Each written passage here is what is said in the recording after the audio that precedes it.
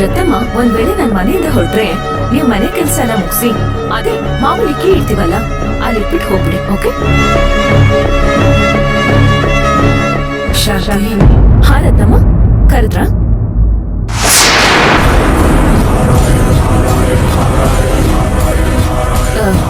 ಏನಂತ ಕರೆದ್ರಿ ನನ್ನ?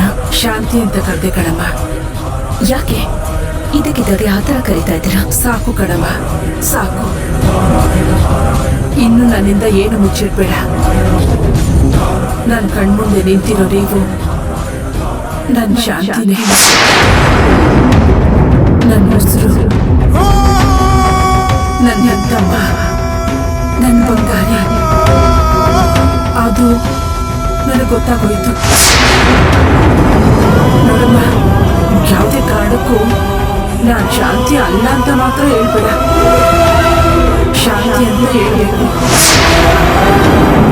ಅದೊಂದು ಮಾತನ್ನ ನಿನ್ ಬಾಯಿಂದ ಕೇಳ್ಬೇಕು ಅಂತ ಎಷ್ಟು ದಿವಸದಿಂದ ಕಾಯ್ತಿದೆ ಗೊತ್ತಾ ಈ ಜೀವ. ಹೇಳಮ್ಮ, ಇನ್ನು ಆಟ ಆಡಿಸ್ಬೇಡ. ಮನೆಯಲ್ಲಿ ಬೇರೆ ಯಾರು ಇಲ್ಲ. ನೀನ್ ನಂಗೆ ಹೇಳಿದ್ರೆ ನಾನ್ ದೇವರಾಣೆಗೂ ಯಾರಿಗೂ ಹೇಳಲ್ಲ. ಹೇಳಮ್ಮ, ನಿನ್ ಶಾಂತಿ ತಾನೇ? ಹೌದು.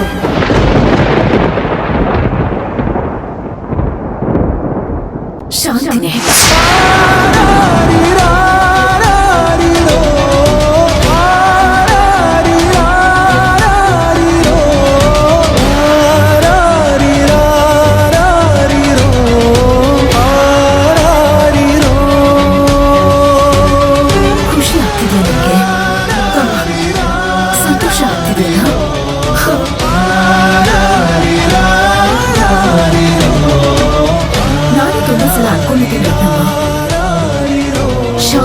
ಬೇಕಾಗಿತ್ತು ಅಂತ.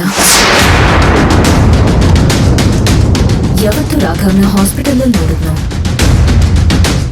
ಯಾವತ್ತು ಶಾಂತಿ ನಿವಾಸದೊಳಗಡೆ ಕಾಲಿಟ್ಟ, ಅವತ್ತೇ ನಾನು ಶಾಂತಿಯಾಗಿ ಯಾಕಿರಬಾರ್ದಾಗಿತ್ತು ಅಂತ ನನ್ನನ್ನೇ ನಾನು ಪ್ರಶ್ನೆಗಳನ್ನ ಕೇಳ್ಕೊಂಡಿದ್ದೀನಿ.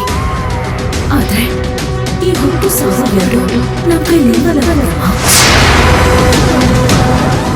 ಯೋಚನೆ ಮಾಡಿ, ನೀವ್ ಹೇಳೋ ತರ ನಾನು ನಿಜವಾಗ್ಲೂ ಶಾಂತಿ ಆಗಿದ್ದಿದ್ರೆ ಮಗುನ್ ಬಿಟ್ಟಿರಕ್ಕಾಗ್ತಿತ್ತ ನನ್ಗೆ? ಆ ಮಗು ನಂದಾಗ್ತಿತ್ತು. ಅಂತ ಒಳ್ಳೆ ಸೌಭಾಗ್ಯನ ಯಾರಾದ್ರೂ ಬಿಟ್ಕೊಡ್ತಾರ? ರತ್ನಮ್ಮ, ನಾನು ಅರ್ಚನಾ.